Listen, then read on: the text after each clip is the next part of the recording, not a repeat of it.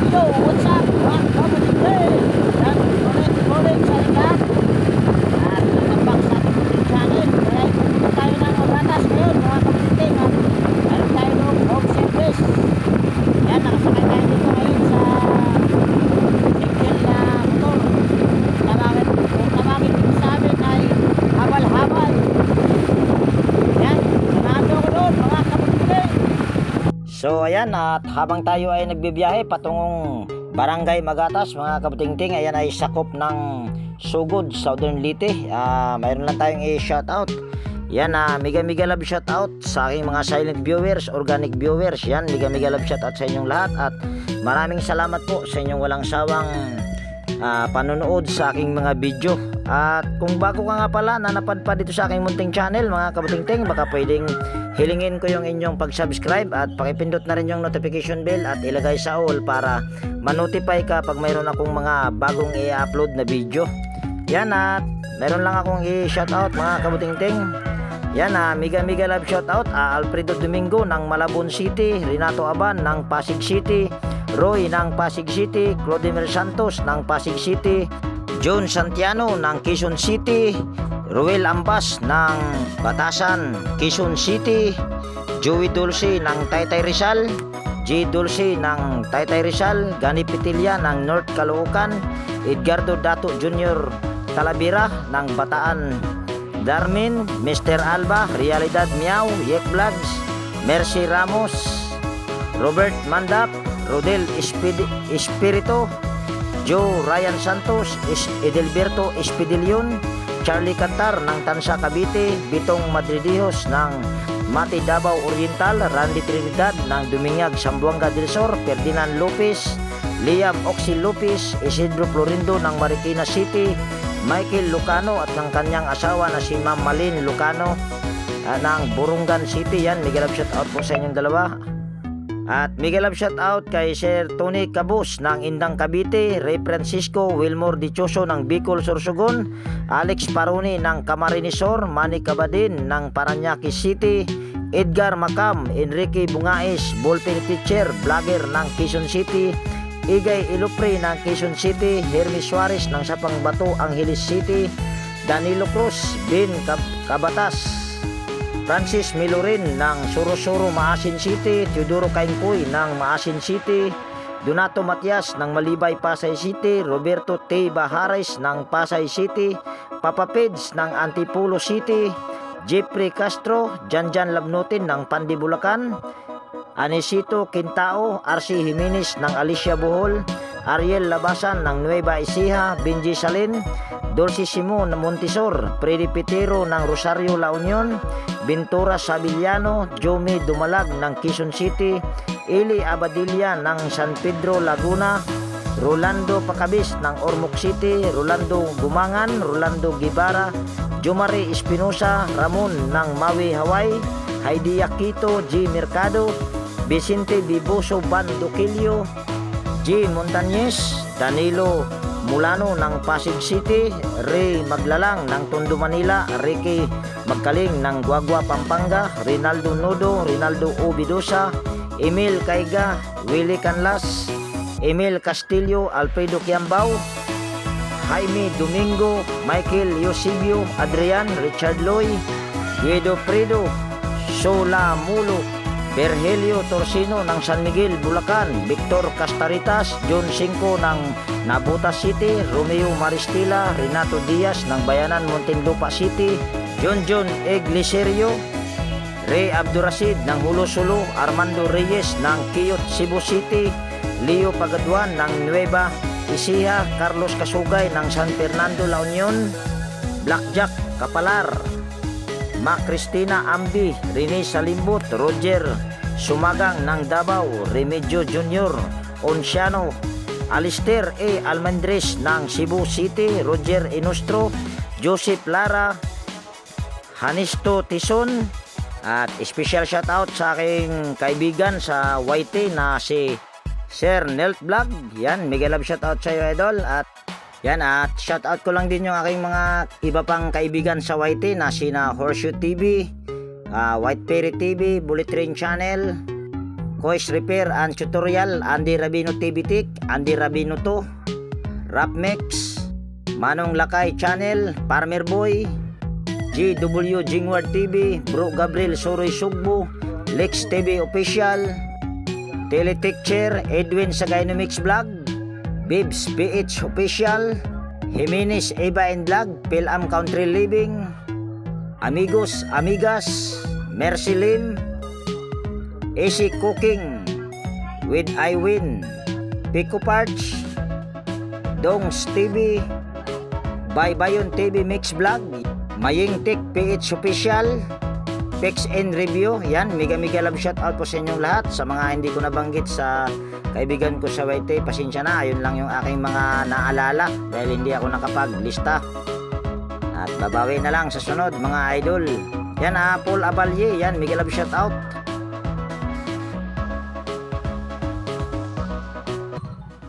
Pila ba eh? 30. Ano pala pangalan nila ya?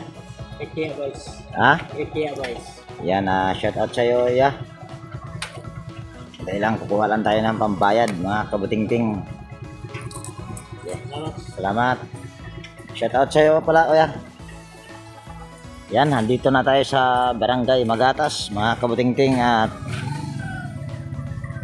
hahanapin ko lang yung magpapa-home service mga kabutingting at continue ko mamaya itong video na ito pagka nahanap ko na yung pag-home servicean ko. At magtatanong pa kasi ako dito kung saan ang bahay. Yan. Stipot lang muna kayo dyan. At ito yung Barangay Magatas. So, yan mga kabutingting. Bali, sumabit muna ako dito. Yan, ito yung may-ari. Si Kuya. Ano pangalan nila, Kuya? Ronel. Si Sir Ronel. At habang ako ay papunta sana doon sa aking home service, mga kabutingting, ay sumabit muna ako dito. Yan. Wall fan na ang brand nito ay Camel. Ito ay hindi ko pa tinignan. So, saksak lang natin ito kahit hindi na tayo gumamit ng tester nito. Tapos on ko lang dito. Tapos hawakan ko lang yung dito kung ito ba ay may nagba-vibrate or may power. Yan, wala akong naramdaman na ito ay umuugong. So, bubunutin ko lang itong power cord. At actually mga kabutingting ay nakahanda, nakasak. Kung nakikita nyo ay nakasaksak na yung aking panghinang dyan. Yan, ito ay tatanggalin lang natin yung pangharap na screen. Yan. Tapos iikutin lang natin itong LC. Yan, napakalambot at matagal siyang huminto. Yan. At wala rin itong alog mga kabutingting. So siguro diretsuhin ko na ito mga kabutingting. At dito ay nakagawa na rin ako dito ng ceiling fan dati. Ang nagpagawa sa akin dito dati ay yung asawa niya, teacher. Yan, ito ay iba-bypass ko na lang ito mga kabutingting dahil napakaganda ng ikot ng LC. So, sunod lang na gagawin ko dyan ay tatanggalin ko lang yung tornilyo dito sa takip. Tapos, tanggalin lang natin itong ano na ito, knob.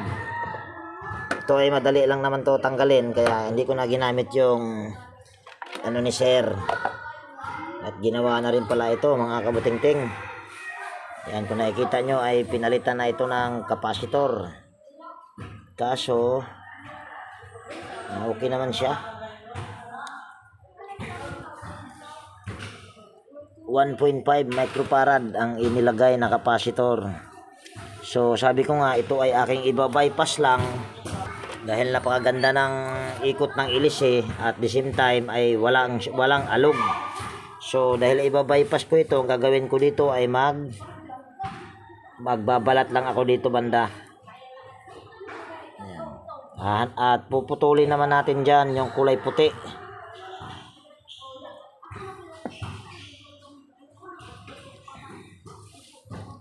Diretsuhan na ito mga kabutingting para mabilis lang. Ito ay dalawa ba ito, sir?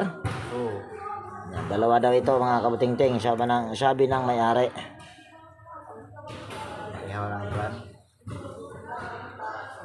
Yan. Tapos puputulin natin yung kulay puti. Dahil ito kasi ay camel, kaya ang common nito ay kulay puti. Yan.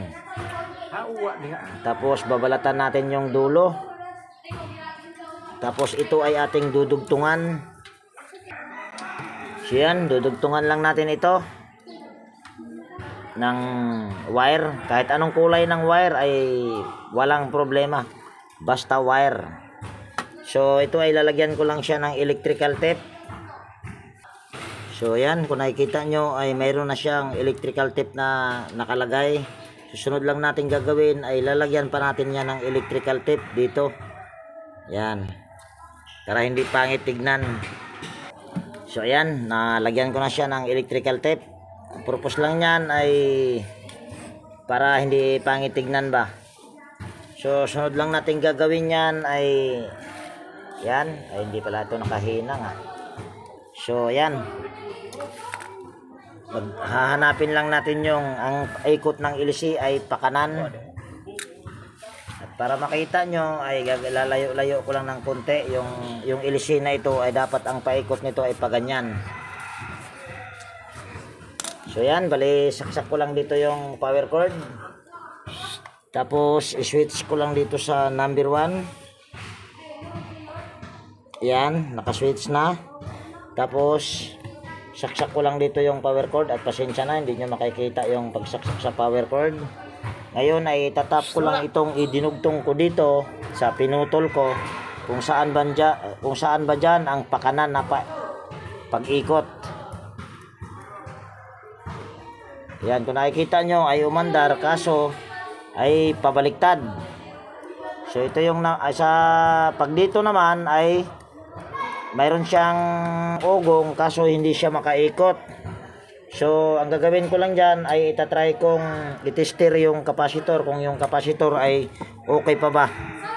Yan, kukuha lang muna ako ng tester. So ito na yung tester ko at nakasit na yan sa capacitance. Susunod lang natin gagawin nito ay putulin lang natin itong isang wire or tanggalin muna natin dito sa nakakabit sa capacitor bago natin yan i-tester. Tapos isu-short muna natin itong capacitor, baka may laman. So yan, sunod pwede na natin itong i-tester kung ito ba ay okay pa ba ang capacitor.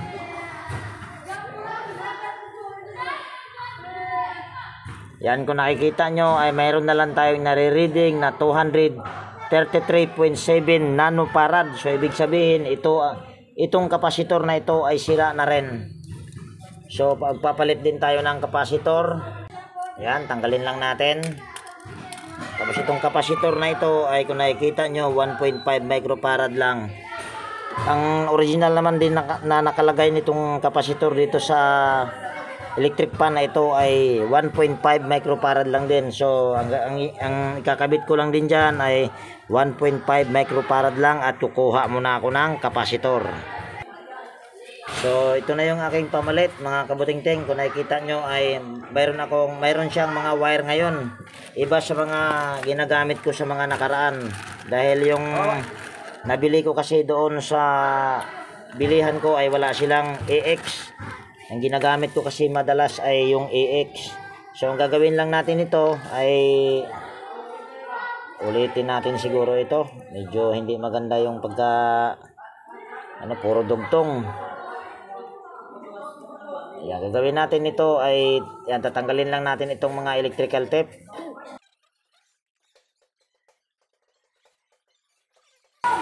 Tapos sandali lang para hindi ka malito dahil kung nakikita nyo parehas ang kulay. So ang gagawin lang natin dyan ay putulin na natin ito. Tapos dito natin ito ikakabit. Yan, dito sa tinap ko kanina na hindi siya umaandar, para hindi tayo malilito, para isang trabaho lang. Yan. Tapos saka ko ito dudugtong dito.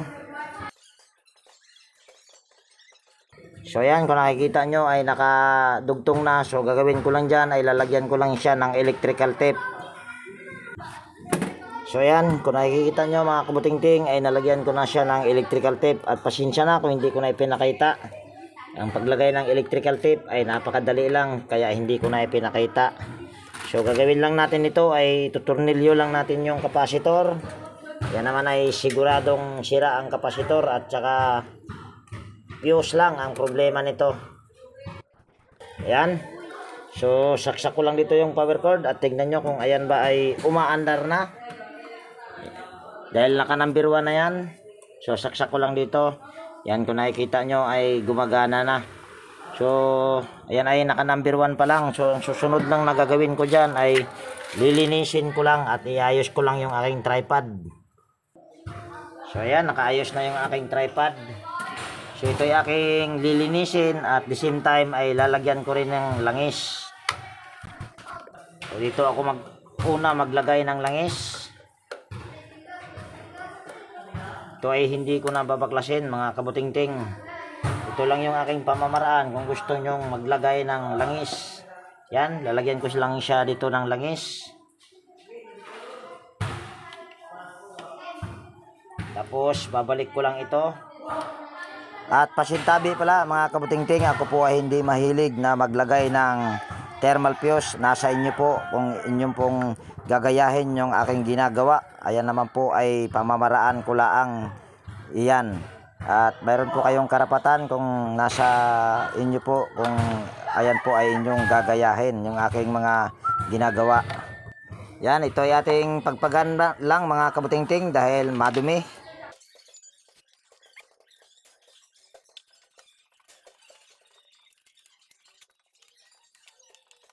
So ayan, pwede na yan. Sunod ay babalik ko lang yung takip. So dito mga kabutingting, sa pagtornilyo sa takip ng motor ay i-pass forward ko lang din. At ganon din yun sa paglinis dyan sa screen, LC, at paglagay sa shafting ng langis. Para nang sa ganon ay hindi na masyadong humaba itong video natin. Ayan naman ay napakadali lang na gagawin. At pag maglagay pala kayo ng langis sa shafting mga kabutingting ay kailangan mo siyang aalog-alugin yung kanyang shafting para yung langis ay pumasok doon sa pinaka-busing niya. Katulad nitong ginagawa ko. So ayan, bali magkabilaan lang yung nilagyan ko siya ng langis mga kabutingting. At babalik ko na ito. At ganon din dito mga kabutingting, pagbalik sa LC at saka screen ay fast forward ko lang. So ayan, bali testing lang natin ito mga kabutingting.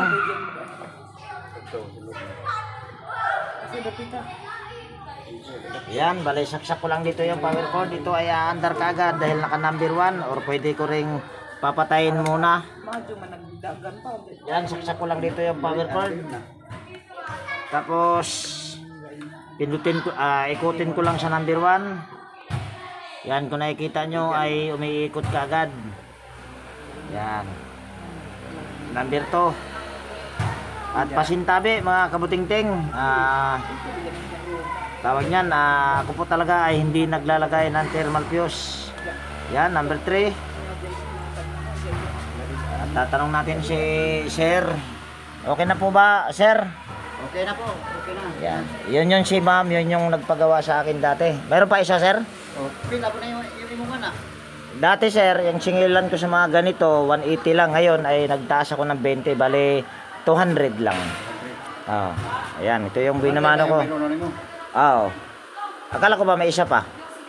Ma, 200 ko na usa. Ayan, patayin ko na ito mga kabutingting. Wala dyan to usa. Ayan, may isa pa daw mga kabutingting. At siguro yung isa ay titignan lang natin kung kaparehas ba nito. At hindi ko na siguro bibidyohan yon kung kaparehas ang brand, para nang sa ganun ay hindi masyadong humaba itong video natin. So ayan, bali Camel din ang brand mga kabutingting. At siguro ay hindi ko na ipapakita kung anong problema nitong isa, para nang sa ganun ay hindi masyadong humaba yung video natin. At ikukwento ko na lang sa inyo mamaya kung ano ang nagiging problema nito sa electric pan na ito. Yan, stay put lang muna kayo dyan.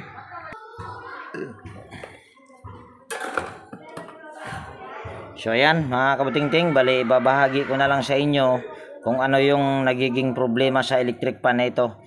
Ang pinaka problema sa electric pan na ito mga kabutingting ay yung switch lang. So gagawin lang natin ito ay yan para makita nyo rin. Titignan natin ito kung kayang i-repair yung kanyang switch, or kung hindi kaya ay magpapalit siguro ako ng switch. Yan, ito itatanggalin ko lang yung mga tornilyo at hindi ko na ipapakita. So ayan mga kabutingting, nabuksan ko na. So susunod lang natin gagawin ito ay tatanggalin natin itong dalawang tornilyo na ito at gagamit lang tayo dito ng Phillips screw na medyo manipis. So dito mga kabutingting ay fast forward ko na lang dito yung pagtanggal sa dalawang tornilyo na maliliit. So pinaka problema nito mga kabutingting, ayan, ito kung nakikita nyo ito, ayan o, naputol. Yan ito. At ito yung kaputol niya. Yan, ito yung kaputol niya. Ayan o, napakaliit lang. So pwede itong mga ganito, pwede itong palitan, pwede rin itong i-repair. Kaso ito ay napakasilan pag i-repair mo pa dahil ito ay hirap. Pero sabi ko nga ay pwede itong ma-repair. Ito ay gaganyan lang naman ito. Dali kukuha lang ako ng lungnos para makikita nyo ito kung paano ko gagawin. So ayan mga kabutingting, bali update ko lang kayo dito sa aking gagawin na ito. Ito ay papalitan ko sana ito ng switch, kaso wala siyang yung dihila at gusto ng may-ari ay mayroon pa ring dihila. So gagawin lang natin ito ay re-repairin ko lang ito. Ito naman ay madalas ko na rin itong ginagawa. So itong putol na ito, ikakabit lang natin yan dyan. At bago natin yan ikakabit dyan para siguradong dumikit yung hinang, ayan ay ating kiskisin lang. Yan. Tapos itong kadugtong niya ay ganun din. Bali kikiskisin din natin ito. So ayan, pwede na yan. Sunod ay hinangin natin ito. Kaso hindi ko to kaya kung ito ay ako lang mang mag-isa, kaya andito naman yung may-ari. So ito ay pahawakin lang natin. Ipit lang natin ito sa longnos dahil mainit yung mainit ang hinang. Pwede ya? Yan, hinangin lang namin yan mga kabutingting.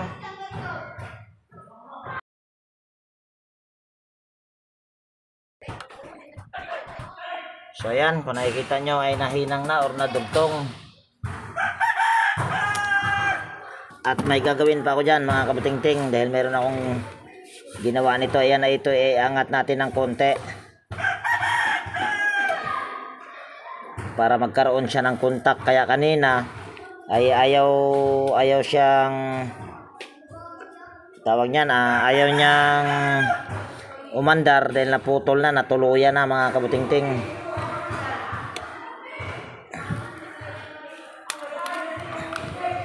Yan, ito ay may gagawin pa ako dyan. Bali ibababa ko lang ito dito banda dahil pag sumabit yan ay sigurado mapuputol na naman yan. Ayan. Kaya kanina anong pagpakita ko sa inyo ay hindi siya umandar or gumagana kasi ito na lang ang ito na lang yung naiwan.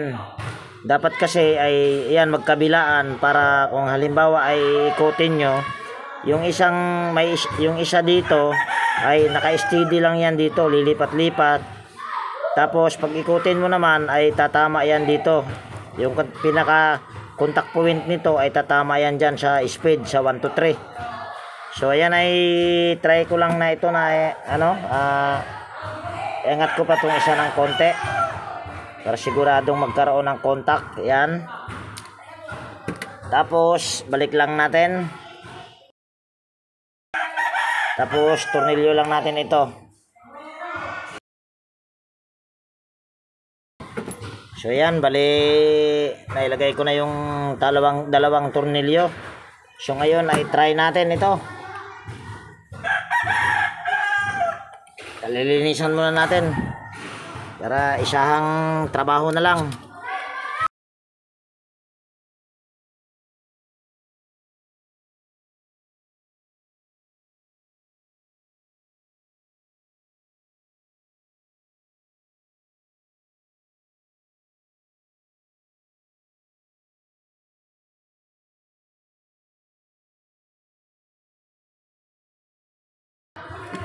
So yan mga kabutingting, bali try natin ito kung ito ba ay okay na.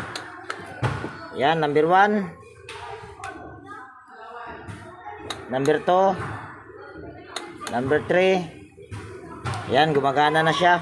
Ang nagiging problema lang nito mga kabutingting ay yung pinaka switch niya ay naputol at pwede pa rin siyang hihila-hilahin. Yan, number 1, number 2, number 3, patay. So yan, okay na yan. Okay na yan, sir? Okay na. So ito yung ating i-assemble lang. Balik natin yung screen sa... Yan, ito.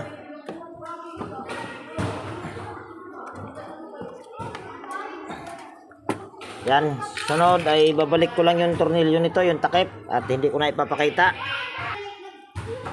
So ayan, bali naikabit ko na yung yung takip niya dito at ganoon din yung sabitan dito. So ngayon na ito ay ating i-final testing. Baka mamaya ito ay hindi na hindi na siya aandar na naman. So yan ay nakapatay. So nakasaksak naman yung power cord dito. So ito ay ating hihilahin lang. Yan, number 1. Tapos lagay natin sa number 2, ilahin lang natin ulit yung tali. Yan, number 2. Tapos number 3. Yan, gumagana na lahat. So ang pinaka problema nito ay yung sa switch niya ay naputol lang yung kanyang yung isang contact coin para doon sa speed. At ito namang isa ay ang problema naman yan ay capacitor at saka thermal fuse. So ayan, bali dito ko natapusin yung video natin sa araw na ito mga kabutingting. At kung nagustuhan mo itong video na ito mga kabutingting, baka pwedeng pa-like at pa-share. At higit sa lahat, kung bago ka dito na napadpad dito sa aking munting channel, baka pwedeng hilingin ko na rin yung inyong pag-subscribe at pakipindot na rin yung notification bell at ilagay sa all para ma-notify ka pag mayroon akong mga bagong i-upload na video. So ayan, laging nag-iiwan sa inyo, nang ingat tayo palagi at God bless po sa ating lahat mga kabutingting. Yan, bye bye na po. Okay na po ba, sir? Okay na, okay. Okay na, yan, maraming salamat. So yan, bye bye na.